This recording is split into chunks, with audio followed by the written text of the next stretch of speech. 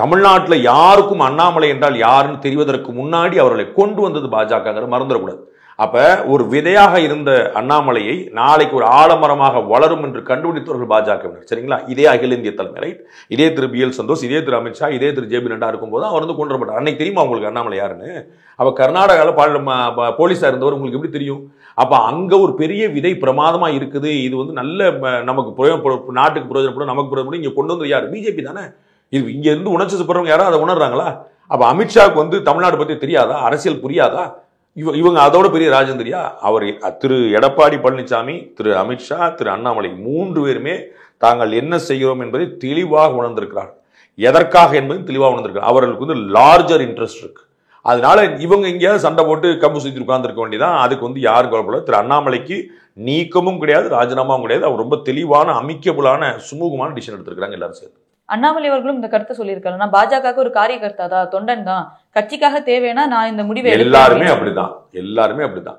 Doctor Tamilisai Soundararajan வந்து 2 term தலைவராக இருந்தவங்க, 2 மாநிலத்துக்கு ஆளுநராக இருந்தவங்க. இன்னைக்கு வந்து அவங்க தெருத்துருவா வீதி வீதியா போலையா? அவங்க எங்க போல, எங்க நிக்கல, எங்க பிரச்சாரம் பண்ணல, கைதுக்கு பிரச்சனைக்கு வந்து எல்லா இடத்துலயும் வந்து போலீஸோட மல்லு கட்டி எல்லாரும் நிக்கலையா?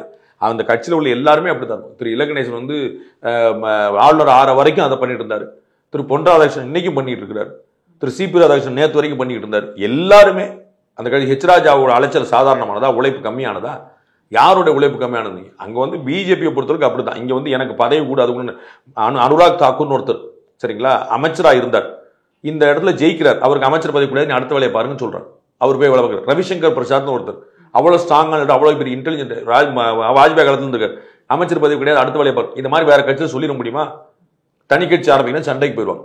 பிஜேபி வேற கட்சி. அண்ணாமலைக்கு பிஜேபி நல்லா தெரியும், அண்ணாமலையே பிஜேபிக்கு நல்லா தெரியும். பதவி நீக்கம்ங்கிறத முதல்ல நீங்க மாத்துங்க. அது வந்து நீக்கம்ங்கிறதோ ராஜினாமாங்கிறதோ கிடையாதுன்னு நான் ரொம்ப தெளிவா சொல்றேன். டெர்மினேஷன் வந்தா தான் நீக்கம். சரிங்களா? அவர் ஏன் நீக்க போறாங்க? அவங்க தானே கூட்டு வந்தாங்க. நீங்களா கூட்டு வந்தீங்க? வேற யாரா திணிச்சாங்களா? யாரோ ஒருத்தர் வாரிசு அவரு, அவங்க தானே கண்டுபிடிச்சாங்க. அப்ப அவர்கள் வந்து ஒரு அரசியல் காரணங்களுக்காக, தொலைநோக்கு பார்வைக்காக வேறு பல காரணங்களை மாற்றுவாங்கன்னு சொல்ல, மாற்றினால் அதையும் நீங்க புரிஞ்சுக்கணும். அண்ணாமலைக்கு பிஜேபி நல்லா தெரியும், அண்ணாமலையே பிஜேபிக்கு நல்லா தெரியும். இப்போ அண்ணாமலையோட இந்த ஒரு விஷயம் நடக்கும்போதே மோடி அவர்கள் ஆர்எஸ்எஸ் உடைய விழாக்கு போனதுல இருந்து, மோடி அவர்கள் அந்த இடத்துல இருந்து ஆர்எஸ்எஸ் வந்து இனிமேல் மோடி வந்து பீஷ்மர் மாதிரி. அவர் என்னைக்கு நினைக்கிறாரோ அன்னைக்கு தான் அவருக்கு ராஜினாமா. அவரை வந்து இன்னொருத்தர் சொல்ற இடத்துல இல்லை. அவர் யாருக்கும் சொல்ல வேண்டியதும் இல்லை. ஏன்னா இந்த வெற்றிக்கு வந்து அவருடைய பங்களிப்பு அசாத்தியமானது. 3 முறை பிஜேபி இந்தியாவில் ஆட்சிங்கிறதுல அவருடைய ரோல் ரொம்ப பெருசு. அவர் தான் வந்து கிட்டத்தட்ட பீஷ்ம பிதாமா மாதிரி இருக்காரு. ஆர்எஸ்எஸ் அவருடைய தாய் வீடு. அவங்க எப்பனாலும் போலாம், எப்பனாலும் வரலாம். இந்த 11 வருஷத்துக்கு தான் முதல் முறை போயிருக்காருங்கிற வேற விஷயம். ஆனா ராஜினாமா பண்ண போயிட்டாரு. 75 வயசு. இதெல்லாம் அவர் 75 வயசோ 85 வயசோ இதே மாதிரி இதே பார்லிமெண்ட்ல அவர் வேற ஒரு வார்த்தையை பயன்படுத்தினார். எதிர்கட்சிகள்லாம் சண்டை போட்ட போது இப்பதானாங்க நாங்க 3 ஆட்டமே வந்திருக்கிறோம், இன்னும் எவ்வளவு பார்க்க வேண்டி இருக்குன்றார். அப்ப வந்து அவர் ரிட்டையர்ட் ஆவாராங்கிறத அவர் தான் முடிவெடுக்க முடியும், யாருமே முடிவெடுக்க முடியாது.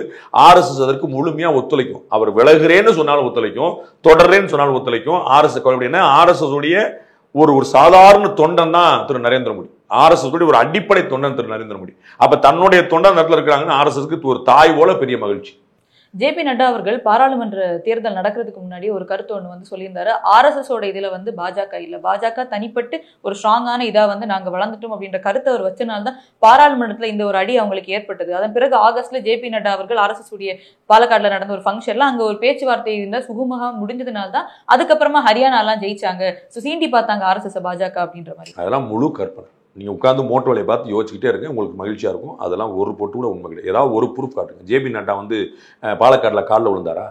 அவர் சொன்னது நாங்க வளர்ந்துருக்கிறோம், நாங்க தனி இயக்கம். ஆர்எஸ்எஸ் கிடையாதுல பிஜேபி. அதுல என்ன குழப்பம்? ஆர்எஸ்எஸ்க்கு 150 அங்கங்கள் இருக்கு. ஏபிவிபின்னு ஒன்று இருக்குது, வனக்கல்யாண் ஒன்று இருக்குது, அவன் வந்து விஹெச்பின்னு ஒன்று இருக்குது. 150 காரணங்களுக்கு 150 இருக்கிறாங்க. அவங்க வந்து மஸ்தூர் சபா இருக்குது. எல்லாத்துக்கும் ஒவ்வொன்றும் தனி வச்சிருக்காங்க.